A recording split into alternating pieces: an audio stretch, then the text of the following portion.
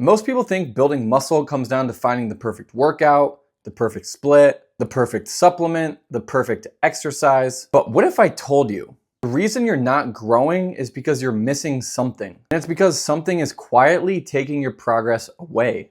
These are called the hidden muscle killers. And some of these you probably do every single week without realizing how detrimental they are to your results. Today's video, we're gonna be going over the hidden muscle killers. I'm gonna list reasons and things that you're doing every single week that is affecting and hindering your progress in the gym.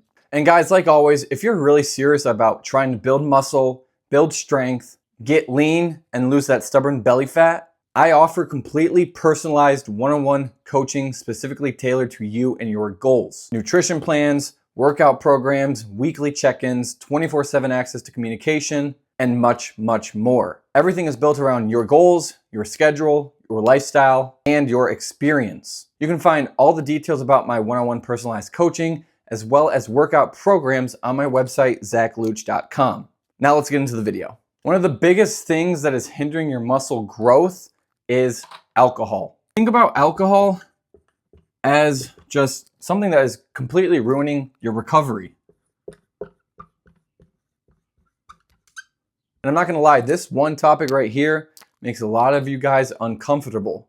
I'm not here to tell you you should never drink, but I'm gonna tell you what happens when you do. Muscle growth happens after your workouts, guys, not during.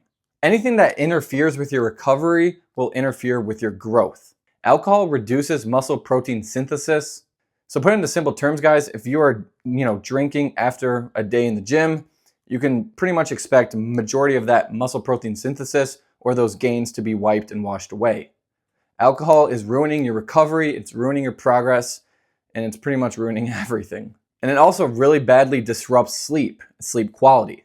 It doesn't matter if you drink and you fall asleep quickly after you get home. What alcohol does, guys, is it also dehydrates you. It's gonna hurt your workout performance even the next day as well. And if it becomes a weekly habit, guys, all those little minor setbacks start really adding up. One night of drinking, yes, it probably won't ruin your physique, but if you're drinking every Friday and Saturday for years, it definitely can.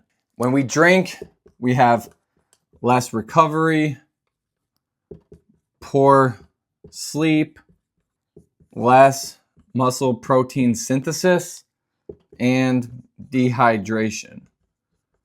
Just to name a few of what it happens to your muscles, but we're not going to dive into, every detrimental effect that alcohol has on every other organ system in your body. Kind of leaning into our next point, guys, we're going to talk about poor sleep. And what I classify as poor sleep in terms of quantity is, anything under 6 hours a night.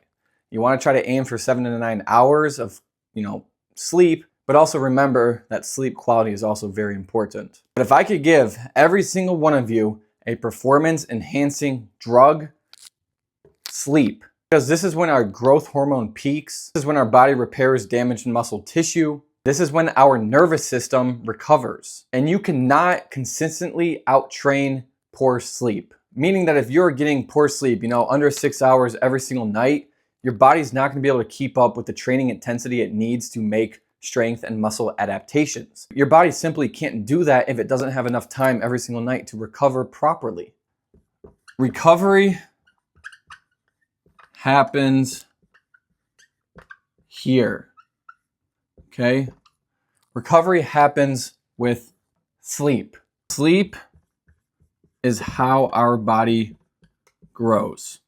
Ego lifting might be one of the biggest reasons people don't build the physique that they truly want. Because you're moving weight, right? You're moving weight, but the muscles you're trying to train aren't actually being trained or worked. Your body doesn't know you're curling 60 pounds. It only knows tension, mechanical tension. You need to slow down, you need to control the weight, and you need to feel the specific target muscle doing the work. If I'm doing a bicep curl, I'm targeting the biceps brachii, right? I am targeting this muscle right here. I'm not gonna grab the 100-pound dumbbells and start swinging weight like this and using every single other muscle in my body. Yes, I'm getting some elbow flexion. I will be targeting the biceps to a small degree, but what is better? Swinging weight like this, right? Like that, even probably worse form, maybe like this, or picking, the 50s and having good, solid execution, form, and intent with my training. Leave your ego outside of the gym, guys. It's always more important to focus on muscle tension, right? Mechanical tension over the specific weight we're trying to do, right? Next point we're going to go over is having chronic stress. Stress isn't something you just feel.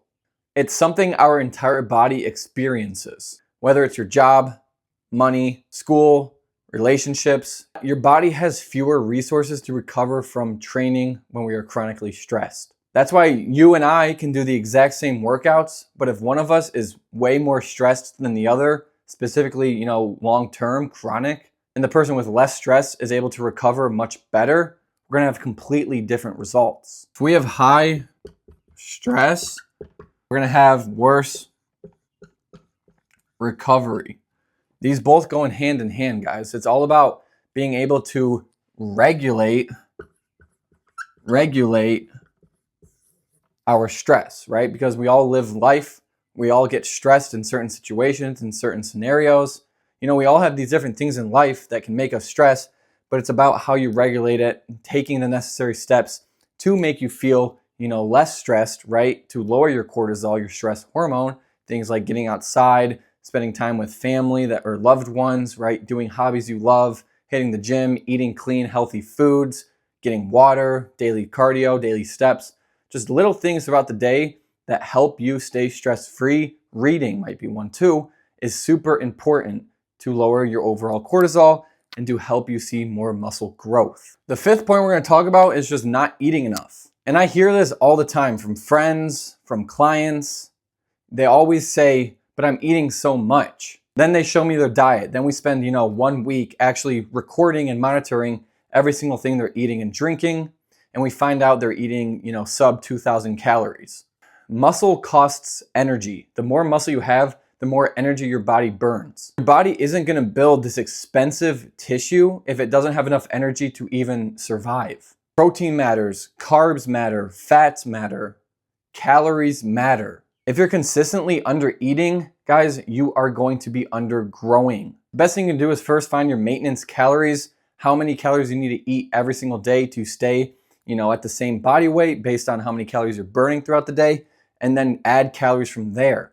It might be 2,500 calories, it might be 3,000 calories, it might be 3,500 calories, it might be 4,500 calories. We all have a different caloric intake we need to achieve in order to put on size and grow, but that's going to differ from person to person. And if you need help with that, you know where to reach me, zachluch.com. I'll help you reach your goals. But anyways, you need to be eating food to grow. Protein, carbs, calories. Protein is what builds muscle. Carbs are what fuels our workouts, allows us to push heavier weight, more intense weight. And calories, guys, we need to be eating more calories than we're burning. The final point we're going to go over is inconsistency. And this is probably the biggest one.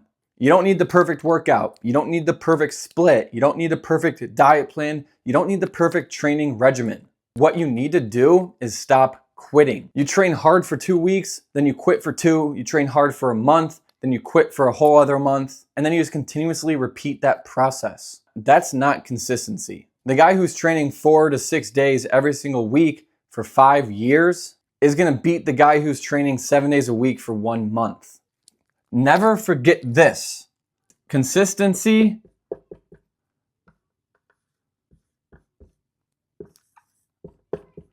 wins. If you are not consistent, you will not make it to your goals. It's as simple as that. Everyone wants to know the best exercises, the best supplements, the best training split, but very few people actually fix the things that are quietly holding them back. Remove these 6 muscle killers we just talked about, and you'll probably make more progress in the next year than you did in the last 3. Thank you guys so much for watching this YouTube whiteboard video. If you have any questions about this video, go ahead and leave them in the comment section below. And if you have any other video ideas you want me to do on the whiteboard, feel free to also drop them down below too. Like always, please leave a like, and if you're new here, please subscribe. The goal is 15,000 subscribers, guys. We're at 12, almost 12,500 right now. So please subscribe if you haven't already. Tell your friends, tell your family. We got simplistic, educational whiteboard videos going over topics in the fitness and diet industry that you guys are not gonna wanna miss. So please, turn on those post notifications too. It means the absolute world to have all you guys support me and watch my videos. And we're only going to continue to keep progressing and going up. Like I mentioned too, if you are looking for personal coaching, personal online coaching, or workout programs, I have great program deals on my website. So please check those out too. That's all I got for you guys. Thank you so much for watching again. God bless you all, and I'll see you in the next one.